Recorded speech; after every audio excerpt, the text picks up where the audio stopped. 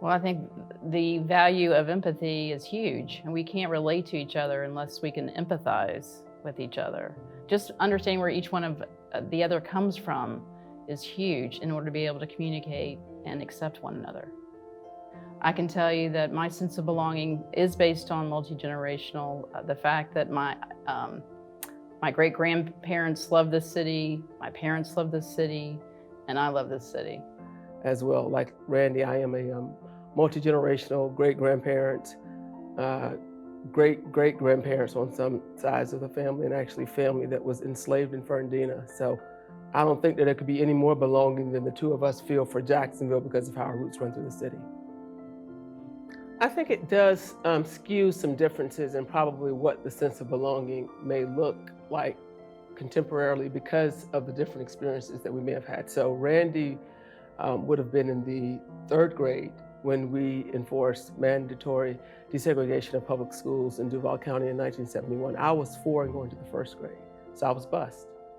So I was bused from my Black suburban neighborhood to Arlington, to Lake Lucina Elementary School, which is actually a school that was older than the 2 elementary schools in my neighborhood.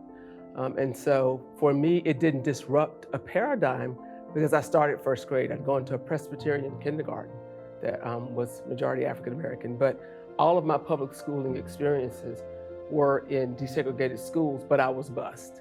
So that would have been a different kind of lens initially because I thought I was going to go to the school in my neighborhood.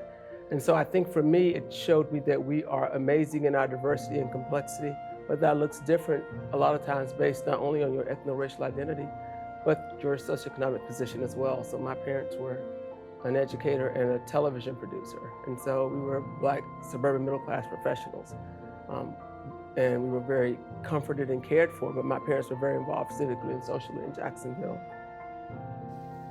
I think the one thing that we do exceptionally well in Jacksonville is we grow amazing human beings. And we are way too humble about telling our story. If you look at our history, the fact that we, believe it or not, may have been the birthplace of, jazz. We let other people take that story. And the fact that we had some amazing African-American history that is absolutely unbelievable. We're beginning to tell our story. From my perspective, my hope and desire for Jacksonville is to have a community that has a vibrant economic community of opportunities, not just for my children, but for our children, for all of our children. That was one of the reasons why I ran. I really felt that we worked so hard to educate our children for someone else's benefit. They were leaving this community and going on to benefit other communities when they should be coming home. And so that is priority number 1 for us, is to make sure we have economic opportunities for our children and our children's children. If we don't have empathy, we can't even begin to have compassion.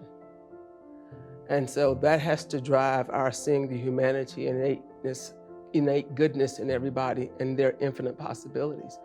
But if for some reason there's a barrier, so whether it's your own preconceived notions of ethno-racial identity, class, whether it's personal preferences on lifestyle or gender orientation, if anything prevents you from establishing a connection with someone else, an ability to see how they see it, not how you see they see it, but how they see it, to understand what they're saying, matters to them and makes them feel included.